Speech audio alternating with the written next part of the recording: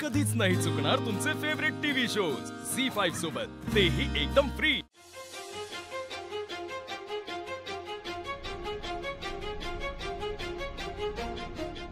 गाडीत मी आणि एजे दोघेच आहोत। हीच एजंटशी बोलायची चांगली संधी आहे। एजे, मला तुमच्याशी काहीतरी बोलायचंय, म्हणजे आपल्याबद्दल काहीतरी बोलायचंय। मी तुझ्या बरोबर अडकलोय हेच एक सत्य आहे। आपल्यामध्ये बोलण्यासारखं काही उरलेलं नाहीये। पण एजे, इनफ। कधी कधी वाटतं की हे सगळं संपून टाकता आलं असतं ना तर बरं झालं असतं। मला खरंच महत्त्वाचं काहीतरी बोलायचंय आणि मला खरंच काही ऐकायचं नाहीये। हिटलर,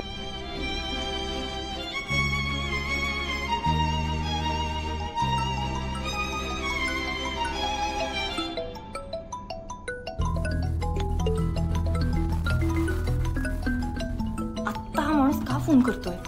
आधीच काय मला कमी टेन्शन आहेत का? एकतर एजंट बरोबर एकटीने जायचंय। प्लीज तो फोन उचल।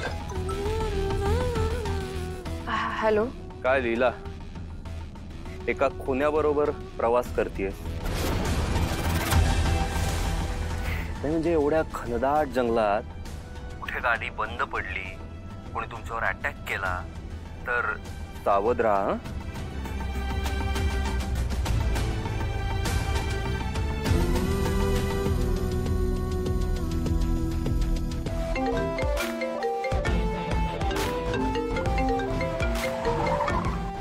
हॅलो,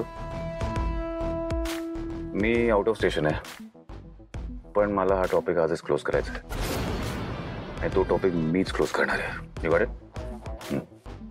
कुठला टॉपिक? तुझा। Any problem?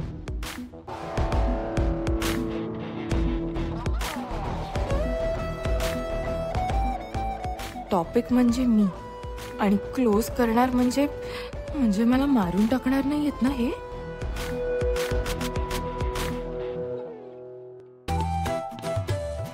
काय बघती माझ्याकडे? एक काम कर, मॅप उघड आणि डायरेक्शन सांग। तरी फोनची काय गरज आहे? पाट्या असतात की ते बघत बघत जायच्या, आणि त्यात चुकलो तर गाडी थांबायची आणि विचारायचं कोणाला तरी।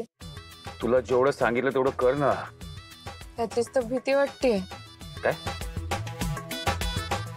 बघते।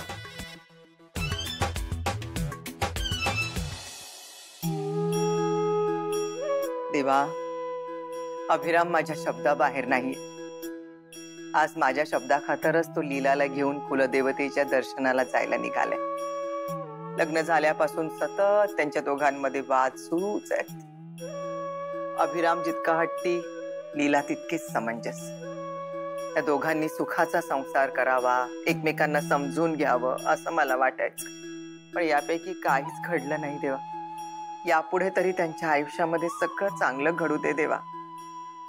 त्यांनी एकमेकांना समजून घेऊ दे, एकमेकांवर विश्वास ठेवायला लागू दे, अशा चांगल्या गोष्टी त्यांच्या आयुष्यात घडू दे देवा। बस एवढंच मागणं आहे।